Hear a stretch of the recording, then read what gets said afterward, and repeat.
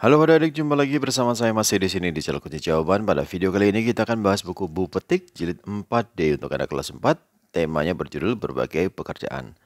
Tapi sebelum kita mulai, saya ucapkan terima kasih kepada adik-adik yang sudah subscribe channel ini atas dukungannya. Dan terima kasih juga kepada adik-adik yang selalu menonton iklan-iklannya tanpa skip. Semoga kalian sukses dalam belajarnya. Dan untuk mempersingkat waktu, silakan adik-adik langsung saja dibuka bukunya halaman 32. Di halaman 32 ini ada latihan subtema 1, paket yang 1 atau ke pertama. Kita mulai dari muatan bahasa Indonesia, bacalah cerita berikut untuk menjawab soal nomor 1 sampai nomor 3. Silakan adik-adik baca sebuah teks yang ada di kotak berwarna abu-abu yang berjudul Bu Rahmi yang baik hati. Saya langsung ke pertanyaannya ya adik-adik ya. Nomor 1, perilaku tokoh utama yang dapat ditiru adalah A. Berbagi bekal dengan teman, B. Pergi menggunakan sepeda, C. Bekerja dengan malas, D. Memilih-milih teman. Nomor 1 jawabannya adalah yang A. Berbagi bekal dengan teman. Nomor 2, sifat tokoh utama dalam cerita tersebut adalah A. Sombong, B. Baik hati, C. Pemalu, D. Kikir. Jawabannya adalah B. Baik hati. Nomor 3, tokoh utama dalam cerita tersebut adalah jawabnya Bu Rahmi. Nomor 4, bagaimana cara mengenali tokoh utama dalam cerita? Jawabannya adalah tokoh yang biasanya sering muncul dan disebut dalam cerita.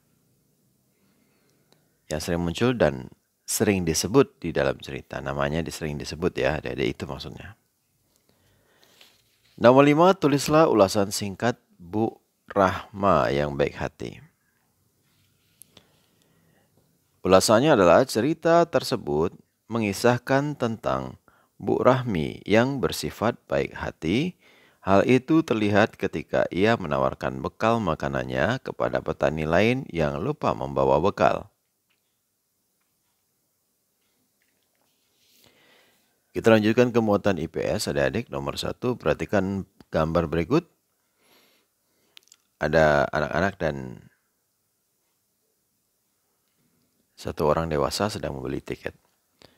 Peran pekerjaan pada gambar adalah A. Memandu pengunjung berkeliling tempat wisata, B. Membersihkan lingkungan tempat wisata, C. Menjual tiket kepada pengunjung, D. Menjaga keamanan tempat wisata.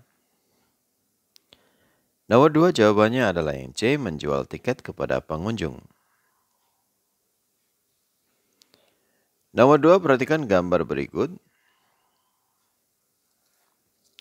Pertanyaan pekerjaan yang banyak dilakukan di wilayah pada gambar adalah A. Nelayan, petambak udang, dan guru, B. Kurir, sopir taksi, dan petugas pos, C. Petani sayur, pemetik daun teh, dan penjaga villa, D. Dokter hewan, petani kelapa sawit, dan buruh pabrik. IPS nomor 3, nomor 2 jawabnya adalah C. Petani sayur, pemetik daun teh, dan penjaga villa. Ini dataran tinggi ya adik-adik ya. Jawabannya C adik-adik. Kita lanjutkan ke nomor 3. Buruh merupakan contoh pekerjaan yang menghasilkan. Jawabnya adalah barang. Kita lanjutkan ke nomor 4. Pekebun biasanya mengolah lahan di dataran tinggi karena dataran tinggi memiliki suhu udara yang jawabannya adalah sejuk. Nomor 5, tulislah 5 pekerjaan penghasil jasa di wilayah dataran rendah. Jawabannya adalah guru, tukang pos, dokter, polisi, tukang pangkas rambut.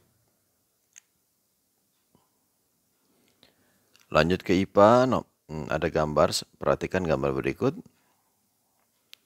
Manfaat pembuatan lubang seperti pada gambar adalah A. Mencegah banjir, B. Merusak unsur hara tanah, C. Memperindah halaman rumah, D. Menghambat masuknya air hujan ke tanah. Jawabannya adalah yang A. Mencegah banjir. Nomor 2, pernyataan berikut yang tidak tepat mengenai kondisi lingkungan setelah pemanasan global adalah A. Permukaan air laut meningkat, B. Suhu di muka bumi semakin panas dan pergantian musim tidak menentu, C. Lapisan ozon semakin menebal dari tahun ke tahun, D. Radiasi sinar ultraviolet semakin meningkat. Jawabannya adalah yang C. Nomor 2. Lapisan ozon semakin menebal dari tahun ke tahun. Nomor 3. Manfaat membuang sampah pada tempatnya adalah A. Menyumbat saluran air, B. Meningkatkan potensi banjir, C. Memudahkan pengolahan sampah, D. Meningkatkan jumlah sampah di penampungan. Jawabnya adalah yang C. Memudahkan pengolahan sampah. Nomor 4. Tujuan kegiatan penanaman bakau di wilayah pesisir pantai adalah, jawabnya, untuk mencegah abrasi pantai. Nomor 5. Apa yang dimaksud dengan reboisasi? Jelaskan. Jawabnya, penanaman kembali hutan yang sudah gundul atau rusak. Kita lanjutkan ke muatan PPKN nomor 1.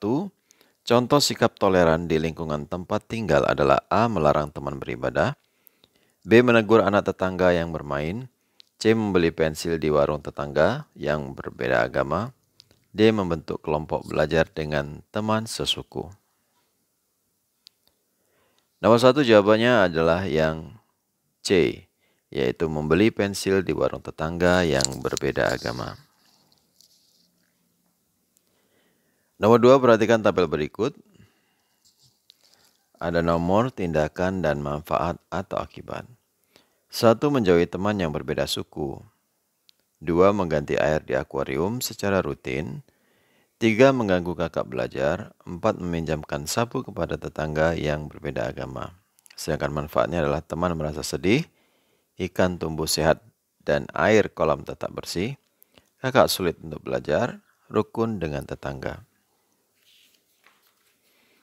Pertanyaannya ada di halaman belakangnya.